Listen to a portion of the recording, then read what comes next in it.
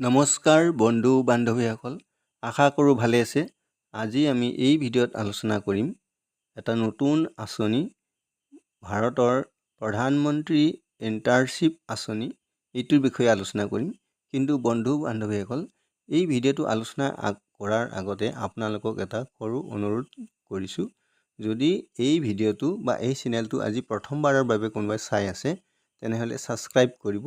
আৰু সকলোকে অনুৰোধ জনাম, যদি এই চেনেলটো চাই বা এই ভিডিঅ'টো চাই কিছু সহায় হোৱা যেন অনুভৱ হয়, তেনেহ'লে লাইক, শ্বেয়াৰ আৰু কমেণ্ট কৰিবলৈ নাপাহৰিব।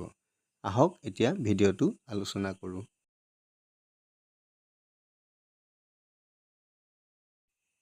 বন্ধু বান্ধৱীসকল, ভাৰতবৰ্ষৰ এটা নতুন আঁচনিৰ বিষয়ে আলোচনা কৰিবলৈ ওলাইছোঁ, অৰ্থাৎ প্ৰধানমন্ত্ৰী ইণ্টাৰ্ণশ্বিপ আঁচনি। প্ৰধানমন্ত্ৰী ইণ্টাৰ্ণশ্বিপ আঁচনি এইটো মুকলি হ'ল। প্ৰধানমন্ত্ৰী ইণ্টাৰ্ণশ্বিপ আঁচনি মুকলি হৈছে 2024 চনৰ আনুষ্ঠানিকভাৱে আৰম্ভ কৰা হৈছে।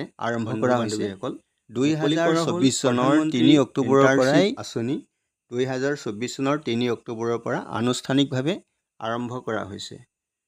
এটা আঁচনি, নতুন আঁচনি এইটো এটা। এই আঁচনিত যুৱক যুৱতীসকলে মাহিলী লাভ কৰিব 5,000 টকাকৈ। বন্ধু বান্ধৱীসকল, যিসকলে এই আঁচনিত আবেদন কৰে তেখেতসকলে মাহিলী 5,000 টকাকৈ পাব। 1 কোটি যুৱক যুৱতীৰ বাবে প্ৰধানমন্ত্ৰী ইণ্টাৰ্ণশ্বিপ আঁচনি ঘোষণা কৰা হৈছে 2024 চনৰ 3 অক্টোবৰ তাৰিখে। 1 কোটি যুৱক যুৱতীৰ বাবে PM ইণ্টাৰ্ণশ্বিপ আঁচনি 2024 চনৰ 12 অক্টোবৰৰ পৰা আবেদন কৰিব পাৰিব। অধিক তথ্য জানিবৰ বাবে বা আবেদন কৰিবৰ বাবে আপোনালোকে তলত দিয়া এই ৱেবছাইটটোত ক্লিক কৰি সকলো তথ্য জানিব পাৰিব, বা আবেদন কৰিব বিচাৰিলে আপোনালোকে এই ৱেবছাইটটোতে আপোনালোকে আবেদন কৰিব পাৰিব। বন্ধু বান্ধৱীসকল, মুকলি হ'ল প্ৰধানমন্ত্ৰী ইণ্টাৰ্ণশ্বিপ আঁচনি। এই আঁচনি যুৱক যুৱতীসকলে মাহিলী লাভ কৰিব 5,000কৈ টকা আৰু 6,000 টকাৰ এককালীন সাহায্য। প্ৰধানমন্ত্ৰী ইণ্টাৰ্ণশ্বিপ আঁচনিত আপোনালোকে আবেদন কৰিলে এই সুবিধাসমূহ পাব। বন্ধু বান্ধৱীসকল, মুকলি হ'ল প্ৰধানমন্ত্ৰী ইণ্টাৰ্ণশ্বিপ আঁচনি। 1 কোটি যুৱকৰ বাবে PM ইণ্টাৰ্ণশ্বিপ আঁচনি ঘোষণা কৰা হৈছে। প্ৰধানমন্ত্ৰী ইণ্টাৰ্ণশ্বিপ আঁচনি 2024 চনৰ যুৱ প্ৰজন্মৰ বাবে এক অমূল্য সুযোগ।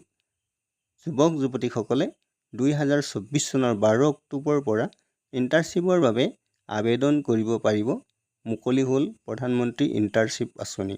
এই আঁচনিত যুৱক যুৱতীসকলে মাহিলী 5,000 টকাকৈ লাভ কৰিব পাৰিব। বন্ধু বান্ধৱীসকল, যদি আপোনালোকে এই আঁচনিত আবেদন কৰিব বিচাৰে, তেনেহ'লে ৱেবছাইটটোত দিয়া যিটো লিংক আছে সেইটোত ক্লিক কৰিলে গোটেইটো আপোনালোকৰ তথ্য আৰু আবেদনৰ ফৰ্মসমূহ ওলাই পৰিব।